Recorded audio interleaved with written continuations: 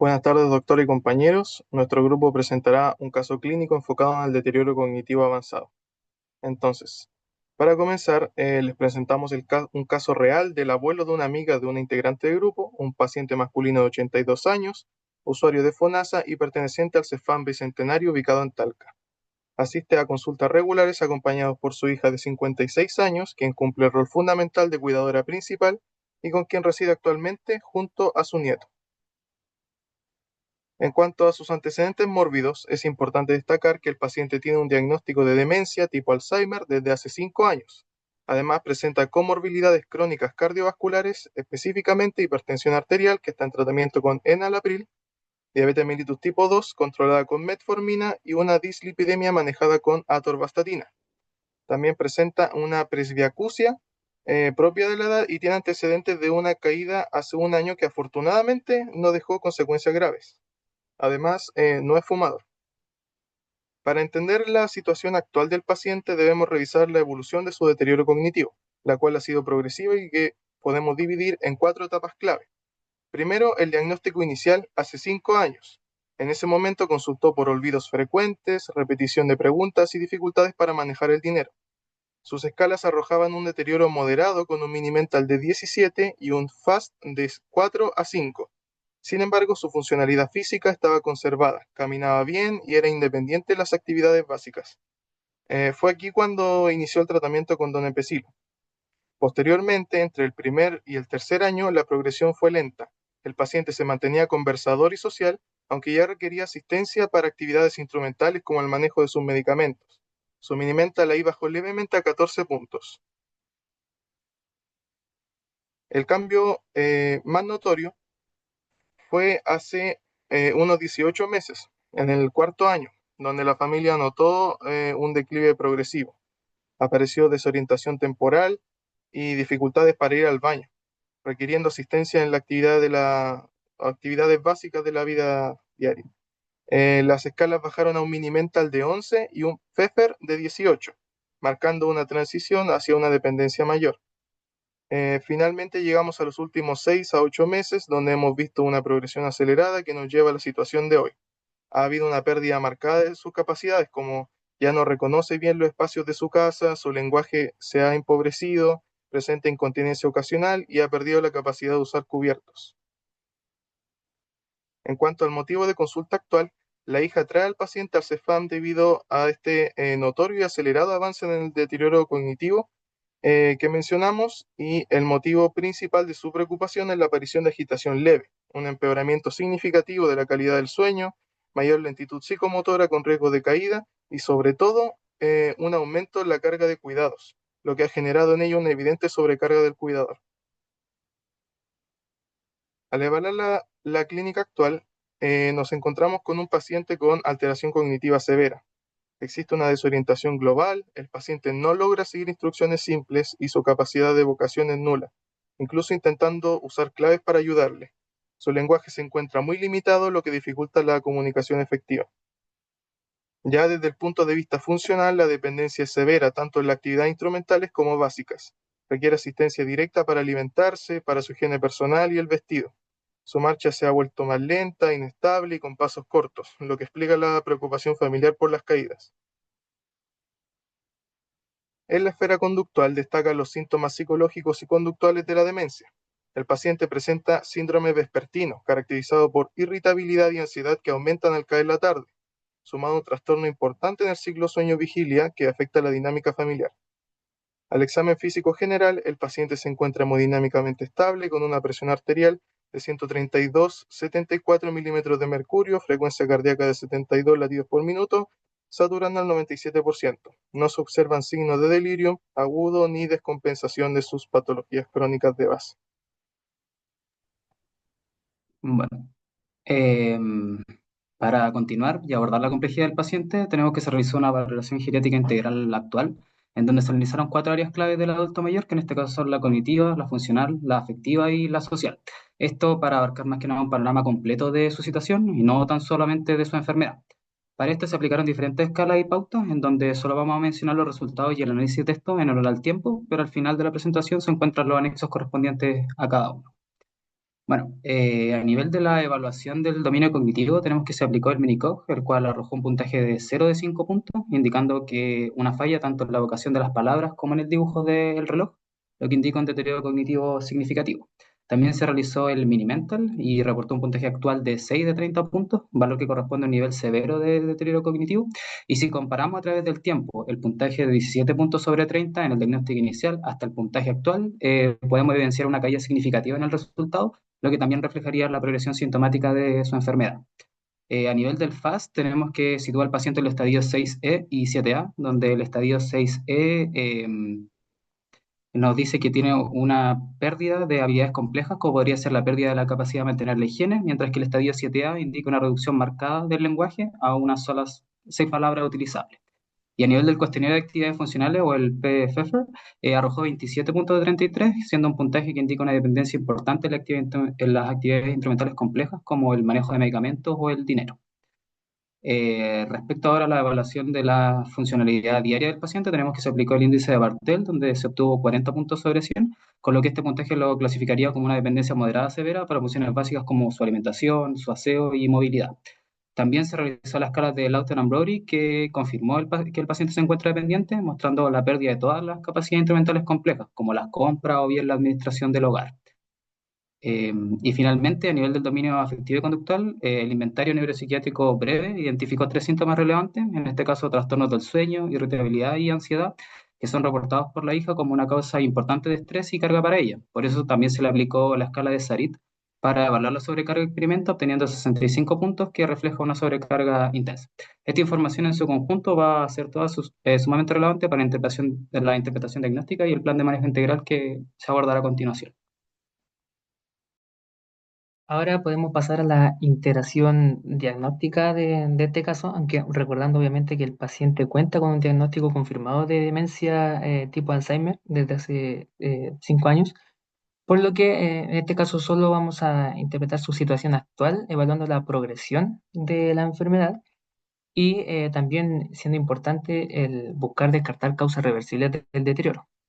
En base a lo presentado en el caso clínico y las escalas aplicadas, podemos ver que el paciente ya está en un estado de demencia avanzada, donde el deterioro está afectando funciones básicas, está afectando también el lenguaje, la marcha y el comportamiento, que ha traído como consecuencia también una falta de autonomía. Por lo que podemos diagnosticar a este paciente con una demencia tipo Alzheimer en etapa avanzada, con dependencia severa y síntomas conductuales asociados.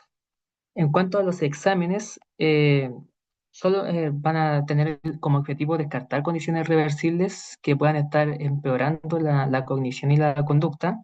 Y aquí podríamos solicitar hemograma, glicemia, perfil bioquímico con electrolito, función renal, TSH, vitamina B12. Y en exámenes más específicos podríamos pedir también orina completa para descartar alguna infección urinaria o también solicitar parámetros inflamatorios. Todo esto para descartar causas reversibles de deterioro.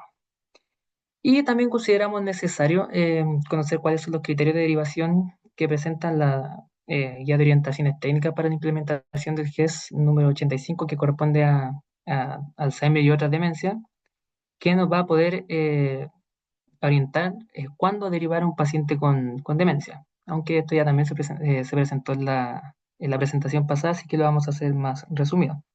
Se considera derivación para diagnóstico diferencial cuando se sospecha algún otro tipo de demencia menos común, como puede ser demencia por cuerpo de Lewy, demencia frontotemporal, etcétera. Cuando vemos una evolución atípica de la enfermedad que no corresponde con lo conocido de Alzheimer, cuando hay algún cuadro psiquiátrico de base que nos dificulte realizar el diagnóstico, o cuando a pesar de todo lo que podamos realizar nosotros como médico general, persiste la duda diagnóstica. También podemos considerar la derivación cuando se necesitan tratamientos de alta complejidad, que aquí las orientaciones técnicas se indican para pacientes menores de 60 años, también para cuando hay una severidad de los trastornos cognitivos y compromiso de la funcionalidad cuando son refractarias a intervenciones en APS, también considerando los logros de intervenciones que podamos tener en APS cuando sean ineficientes a pesar de lo farmacológico y psicosocial que se puede realizar, y también considerando la severidad de síntomas neuropsiquiátricos, que en este caso sí podría considerarse especialmente por el síndrome vespertino que pudiese progresar e interferir con el manejo familiar, considerando también síntomas neuropsiquiátricos como el trastorno del sueño, irritabilidad y la ansiedad que presenta. Y por último, también se puede considerar la derivación por la sobrecarga del cuidador, que en este caso efectivamente sí hay por la alta dependencia que tiene el paciente, por lo que sí se puede considerar para realizar un apoyo psicosocial y un acompañamiento adecuado. Bueno, rápidamente, mencionando como en el manejo farmacológico, tenemos que hacer primero que nada el ajuste de fármacos. Inicialmente vamos a retirar el uso del donepezilo, el cual se establece que su uso es inapropiado en demencias avanzadas, ya que no ofrece un beneficio cognitivo que sea significante. Y además incrementa el riesgo de bradicardias, síncopes, caídas, y en un paciente que ya presenta un historial de caídas. También tenemos que retirar la torvastatina, ya que debido a la expectativa de vida de este paciente, la verdad es que no van a presentar ningún beneficio real. Y vamos a mantener la metformina para controlar su diabetes, siempre manteniendo un monitoreo con mucha cautela, debido al riesgo de acidosis láctica. Y también tenemos que mantener el enalapril, principalmente para tener un control estricto de los factores de riesgo vascular, lo que es fundamental en este caso de una demencia avanzada, ya que las complicaciones como accidentes cerebrovasculares y crisis hipertensivas podrían precipitar un cuadro de delirio. En cuanto al tratamiento farmacológico de la demencia como tal, vamos a iniciar la memantina, la cual se tiene que iniciar a dosis de 10 miligramos cada 12 horas, y su principal rol va a ser mejorar la cognición, no va a ser mejorar la cognición, sino más bien estabilizar la función y reducir la agitación y la irritabilidad que presenta el paciente, lo cual es vital tanto para este como para su cuidador. Y también vamos a establecer el uso de quetiapina solamente de rescate, ya que en las orientaciones técnicas del MinSal nos exigen que su uso sea absolutamente restringido solamente a cuadros de agitación o agresividad severa, que no responde a otras medidas y que ponen en riesgo la seguridad. También mencionar que los antipsicóticos atípicos aumentan el riesgo de mortalidad y eventos cerebrovasculares en pacientes con demencia, por lo que su uso tiene que ser muy breve y monitoreado.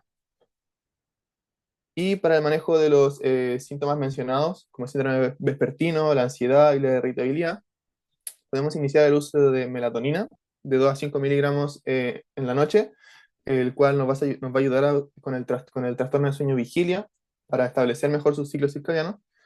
Y también es un medicamento altamente seguro y sin riesgos cognitivos. También a este podemos asociar la trazodona de 25 a 50 miligramos en la noche, el cual es una excelente opción para el manejo tanto como para complementar el insomnio y también como para el manejo de la ansiedad. Y finalmente podemos adicionar sertralina, 25 miligramos al día, el cual es para manejar la ansiedad y el bajo ánimo persistente que pueden acompañar a la irritabilidad en este paciente. Que también presenta este fármaco un bajo riesgo anticolinérgico y cardiovascular.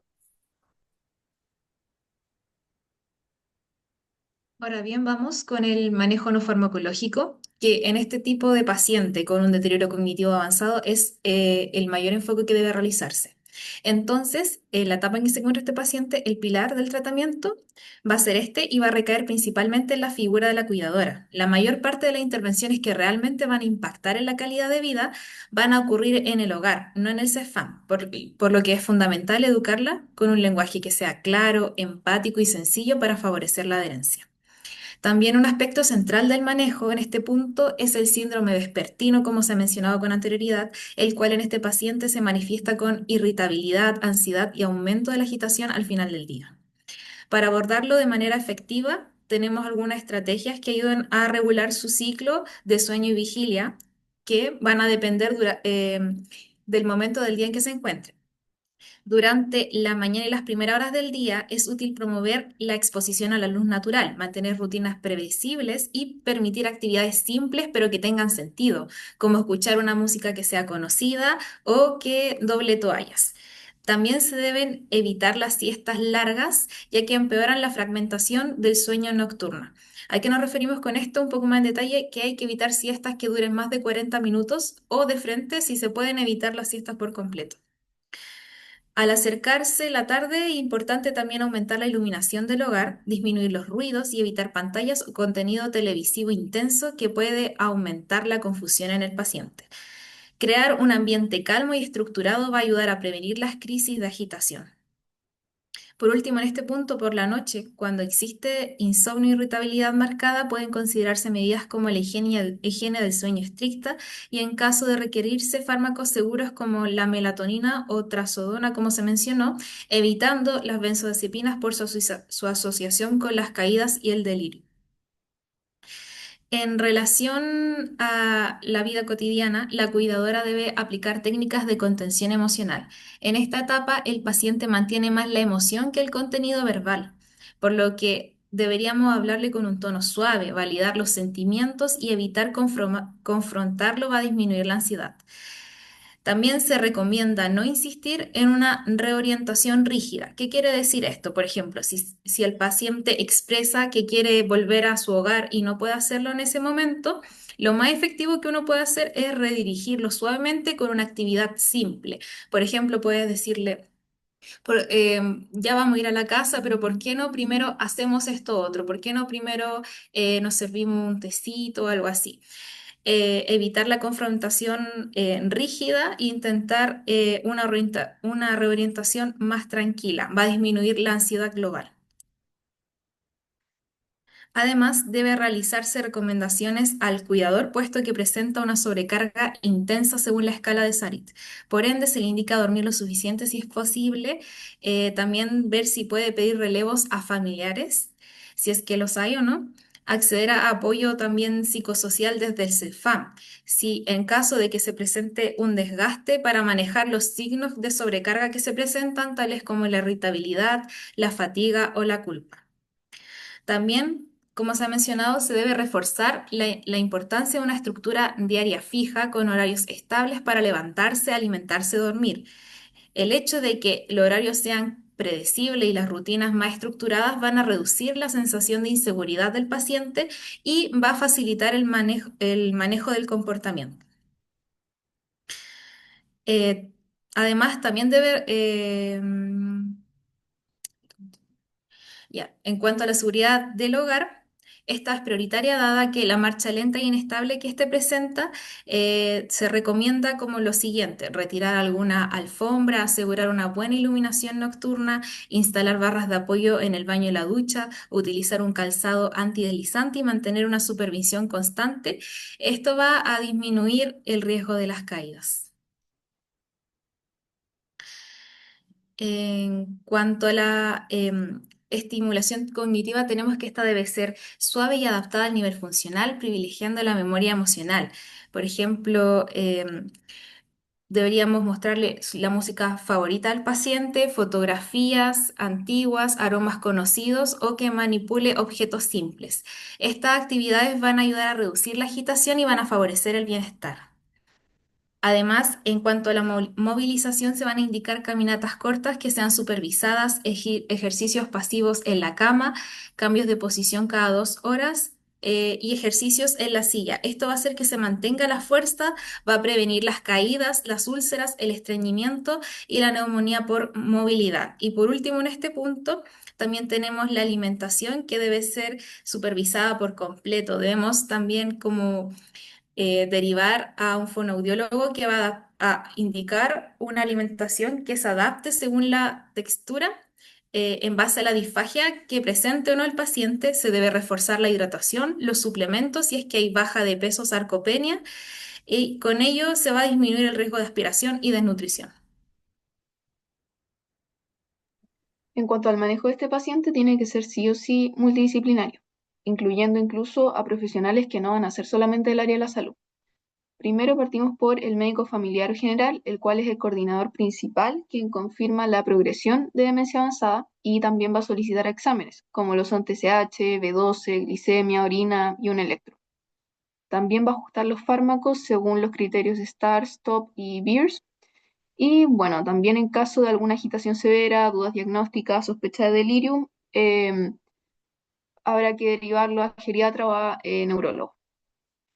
En cuanto a enfermera o enfermero, lo que va a hacer es educar al cuidador en la toma de medicamentos, en que el paciente tenga una higiene correcta, prevención de caídas, va a manejar las úlceras por presión, va a valorizar el riesgo en el domicilio, em, va a controlar la glicemia y la presión y también va a supervisar la adherencia terapéutica.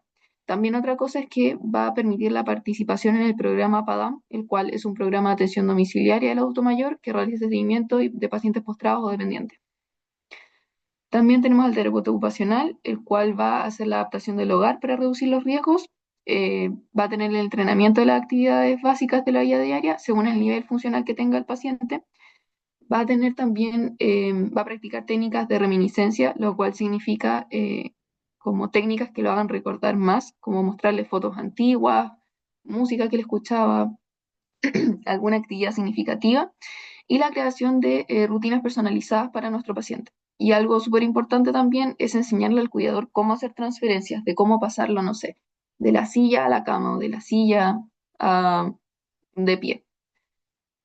Después tenemos al kinesiólogo, el cual va a evaluar la marcha y el equilibrio. También va a realizar un programa de ejercicio según la tolerancia y va a prevenir el síndrome de inmovilidad mediante ejercicio, fortalecimiento de extremidades, para así minimizar caídas. El fonoaudiólogo va a evaluar la presencia de disfagia, así va a recomendar la textura adecuada de los alimentos para el paciente y va a enseñar algunas técnicas seguras de deglución para así prevenir la neumonía aspirativa. El psicólogo, en demencia avanzada, el trabajo va a ser con el cuidador, manejando la ansiedad, la culpa, el desgaste de este, detectando también el síndrome de burnout, también dándole técnicas para afrontar el duelo anticipado, favorecer estrategias de autocuidado, ya que el cuidador no puede estar mal si es que hay que estar con el paciente. En cuanto al trabajador social, va a evaluar el contexto socioeconómico, va a contactar con redes tales como Senama, el cual es el Servicio Nacional del Adulto Mayor, va a estar informado de los programas municipales, las ayudas técnicas que pueda necesitar, los subsidios y prestaciones, la gestión de PADAM o de algunas leyes.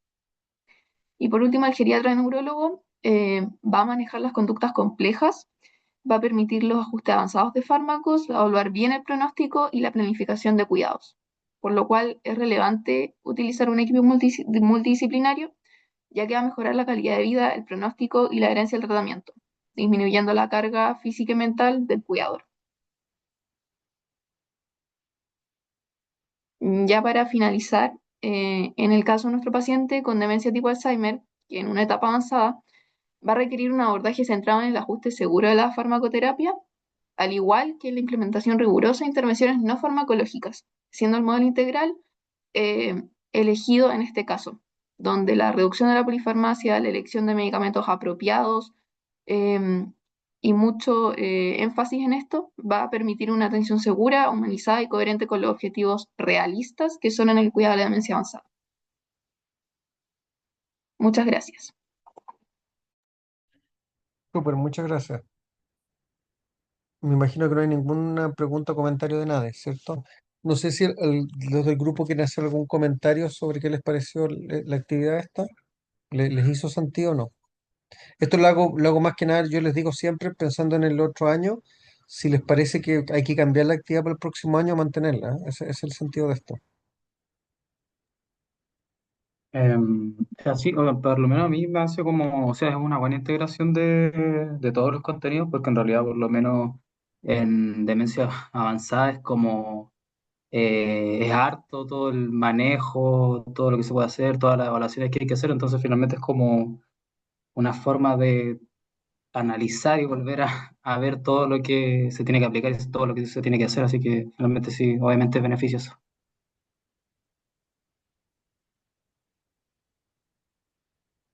Valentina, no sé si quieres decir algo. Sí, sobre no sé si pueden volver a las escalas que utilizaron para...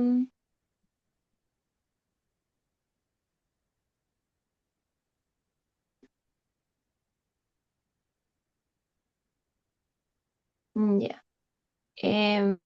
Ya, como teniendo en consideración, o sea, esto es como una pregunta, como teniendo en consideración de que ahí igual se utilizaron como algunas escalas que son como conocidas para screening.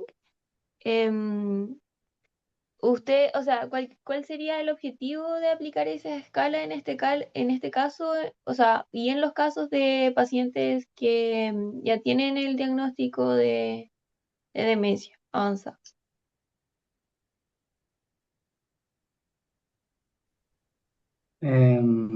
Bueno, tanto el mini-COG como el mini-mentor, si no me equivoco, son las de screening.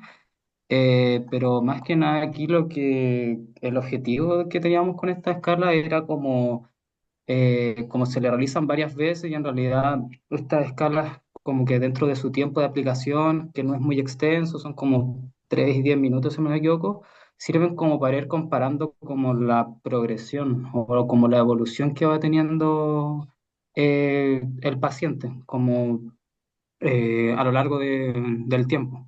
Porque si bien, por ejemplo, el FAST es como específicamente para ver cómo la progresión funcional según los estadios que puede ir teniendo la persona, los otros dos tests igualmente van a poder como complementar o beneficiar como el mismo objetivo. Entonces, como eh, para eso como que se le van repitiendo y ir comparándolos con los que tenía hace, no sé, tantos meses, hace un año y como pues, ir viendo la progresión. Ya. Y no sé si pueden volver al inicio del caso clínico, más que nada como para ver como qué elementos consideran ustedes que van a permitir como a clasificar como este paciente en una demencia avanzada.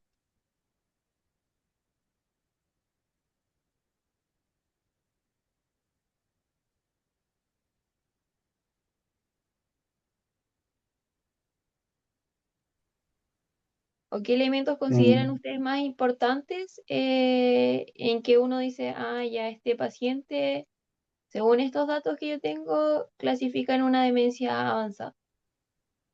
Sí, bueno, aparte obviamente de los síntomas como la pérdida de memoria, todo eso, y complementando con lo que se dijo en la presentación anterior, en ese caso yo creo que sería la funcionalidad. O sea, al principio podemos ver cómo era independiente para las actividades básicas de la vida diaria, pero poco a poco fue perdiendo esas funciones y eso nos serviría para clasificarlo como eh, una demencia severa. Ya.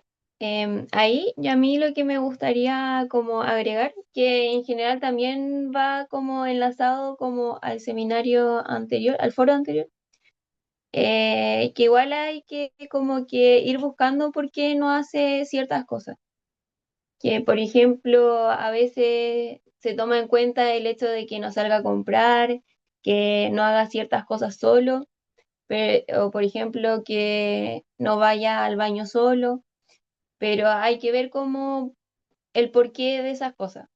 Porque, por ejemplo, hay muchas personas o adultos mayores que en verdad no salen y no hacen las actividades solos porque a veces tienen miedo de que se caigan o de que les pase algo afuera estando solos, pero a veces estando como con supervisión nomás, como que rinden súper bien, como que hacen todo, no hay que ir corrigiéndoles las cosas, como ir a comprar, hiciste esto mal, se te olvidó esto, em, no diste el dinero que te estaban pidiendo, como que a veces pasa que lo atribuyen todo a la edad, a que es normal de que se empiecen a ser más dependientes, como se comentaba anteriormente, pero a veces esa pérdida de funcionalidad no, hay veces que no es necesariamente porque haya como un deterioro. Entonces, en base a eso, como transmitirles de que también siempre busquen el porqué como de las cosas. Por ejemplo, a veces también hay gente o los familiares se quejan de que tal persona no recuerda nada de lo que le estoy diciendo. Y bueno, a mí me ha pasado que como que le hacen como el test fonoaudiológico de las emisiones y al final lo que pasaba era que el paciente tenía hipoacusia. Entonces obviamente como que no iba a recordar o lo que le decían él lo entendía de otra forma. Entonces como que se tiende a no pensar más allá de que podría ser otra cosa o por ejemplo también ver si la incontinencia está asociada a que, por ejemplo, quizás el paciente tiene un trastorno de la marcha, pero y que no puede llegar al baño, o si él tiene incontinencia y básicamente no avisa porque no sabe que, que se hizo pipí o algo así. Entonces, siempre como que en estos pacientes que llegan, buscar el por qué no hace tal cosa, porque al final el diagnóstico, si tiene un trastorno auditorio, eh, no va a ser el diagnóstico como de deterioro cognitivo, sino como el hecho de que como que cognitivamente no pueden hacerlo, es más que nada como enlazarlo con eso. Eso sería como lo que me gustaría dejar en claro. Súper de acuerdo.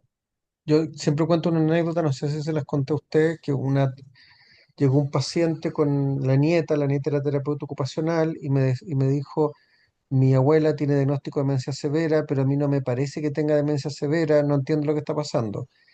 Y ahí al conversar, al verla, claro, tenía hipoacusia y además veía poco. Y exactamente lo que tú estás diciendo. En fondo, claro, cuando le hacían las pruebas rendía mal o hacía poco porque no cachaba nada del mundo. Pero cuando tú le hacías pruebas, digamos, más específicas o qué sé yo, sí rendía. Entonces, claro, si la persona no escucha, habla cualquier lecera, no entiende nada, se interpreta como si fuera. Entonces, es súper importante lo que tú dices. Si la persona tiene problema funcional, a lo mejor es por disnea, a lo mejor es por miedo. Eso. Yo no tengo mucho más que agregar acá en esta presentación porque, bueno, creo que estuvo buena. En cuanto al diagnóstico, no hay que ser muy brillante, ¿cierto? Si la persona no sabe dónde está, no entiende, se le olvida, bueno, tiene demencia, digamos, avanzada. Acá sí que se cumplía, ¿cierto? Que tiene un deterioro de las actividades básicas. Entonces, yo les aconsejo más bien que si la persona tiene demencia, vean la funcionalidad, en base a la funcionalidad dicen, esta persona debería tener una demencia severa", ahí le hacen las pruebas cognitivas y lo confirman. Sí, tiene un mini mental con 8 puntos, por lo tanto, calza, es una demencia severa, porque si tiene un mini mental más alto y tiene la funcionalidad alterada, hay que buscar otra cosa, como dijimos, a lo mejor se cansa, lo de las rodillas, tiene una artritis deformante, lo que ustedes quieran, digamos. Entonces, si no coincide, hay que ver qué pasa, pero si coincide, bueno, estamos, ¿cierto? Entonces, acá coincide el tiempo de evolución, el diagnóstico, etcétera, etcétera. Hablaron de la parte farmacológica, estoy de acuerdo con lo que dijeron, y más de acuerdo, ¿cierto?, en que lo más importante no es lo farmacológico. Lo que dijeron en ese sentido también estoy de acuerdo. Yo les comenté que el sentido de esto era más bien el manejo conductual, que las personas se agitan, que el cuidador, eso y más que nada hay que irlo viendo caso a caso, hablar con los familiares. Yo no sé si tienen alguna duda puntual en relación a eso, que los pueda, pero hay harta literatura, se puede leer y van a ir aprendiendo en el camino. Eso. Y claro, tratar ahí el cuidado del paciente con demencia severa muchas veces es prácticamente estar ahí al lado del familiar agotado, ¿no? Y ayudarlo, explicarle, consiste que esta cosa de no ser confrontacional, porque eso los desgasta mucho. Entonces, lo que ustedes dijeron, al fondo. ¿Mm? Eso, no sé si ustedes tienen alguna duda o pregunta de la misma presentación, ¿no? No, Lo que pasa es que es fácil nombrarlo, pero es difícil en la práctica, ¿cierto? Pero eso es con la práctica nomás, pues. Cuando tengan al frente una hija agotada que les dice que por favor le den algo para dormir al viejo que la tiene chato, entonces claro, ahí es más difícil decirle no, usted tiene que cambiar la actitud, tiene que hacer esto, qué sé yo, pero ahí para eso sí que no hay receta, o sea, tienen que entender la parte conceptual y después ver ahí cómo con la experiencia y qué sé yo la van manejando. ¿Mm? Claro, como en nuestro caso, la paciente tenía una alta sobrecarga y el paciente igual tenía hartas limitaciones, se le dieron como la opción de abordar todas las ayudas posibles, pero como usted dice, cada caso es individual. Hay otros casos que a lo mejor no necesitan tanto el enfoque del asistente social si tienen una buena red de apoyo, si tienen una buena situación económica para comprar las implementaciones necesarias, entre otras cosas. Entonces, como eso en general. Claro, de acuerdo. Y en fondo, acá muchas veces, le insisto de nuevo, hay que preocuparse más del familiar que del paciente. El paciente a veces lo pasa chancho porque no cacha nada. No, no siempre, po. Pero a veces el paciente está todo perfecto, no tiene ningún problema de memoria, lo hace todo bien. O sea, vive en un mundo de fantasía. Y la hija así te escucha, me ha pasado con cara de terror, así como diciendo, pero ¿cómo puede decir eso si es todo un desastre? ¿Mm? Profe, Eso. ¿Mm? una cosa, o sea, es que en este caso igual como que se dejaban medicamentos y también como, o sea, se daba la recomendación de otros, pero aquí como usted dice, como si el paciente ya está como en este estado ya, como en tema de polifarmacia, eh, como que ya es como beneficiar, como dice usted, como más que nada a la cuidadora, como todo orientado hacia ese ámbito. Sí, o sea, no sé si lo dijiste como pregunta o como comentario. Como pregunta. La pregunta era, sí, pues, o sea, yo estoy de acuerdo con cómo lo enfrentaron ustedes. O sea, el donepezilo ya era razón, se podía retirado, la memantina se podía reiniciar, incluso es discutible. Los fármacos que ustedes dieron, me pareció, ninguno estaba contraindicado, todos eran razonables. Es bueno que duerma. La sertralina no sé si sirve o no, pero se puede intentar. Pues en el fondo no tienes cómo saber distinto de, no sé, por una diabetes que tú le das una pastilla y mides la glicemia. Acá no tienes cómo saber si va a funcionar o no. Acá tiene mucho ensayo y error y uno le explica eso. Mira, no hay ningún remedio bueno, no hay ningún remedio que vaya a hacer lo que tú quieres, hay muchas opciones. No te puedo decir yo con cuál va a andar bien, cuál va a ser la. Entonces vamos viendo una, si funciona, la subimos, la bajamos, vemos otra. Lo que se podría a lo mejor criticar un poco, pero es que uno en general hace pocos cambios por vez. Uno no parte tres, cuatro remedios al mismo tiempo. Porque si la persona se agita o algo mal, no sabéis cuál es. Entonces hay que decirle, mira, vamos a partir de uno o dos, o vamos a ir retirando de a poco. Y es lento, yo lo entiendo, pero como dice el dicho, cierto, lento pero seguro. Porque si te saco tres y te agrego tres y andamos mal, no sé, fue el que le quité, fue el que agregué, cuál de los que agregué, cuál de los que quité, nadie entiende nada y al final igual terminé retrocediendo. Y si el paciente está bien, eh, el tema principal es la cuidadora. Y si la cuidadora está mal, termina maltratando al paciente por agotamiento. Ya este viejo, ¿hasta cuándo? ¿Qué sé yo? Y pelean.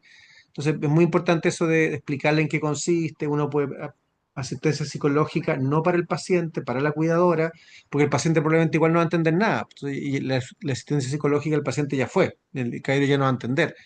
Pero sí para la cuidadora, para que pueda cuidar bien al familiar y no maltratarlo. No sé si te respondí. Sí, profe. Muchas gracias. Eso entonces.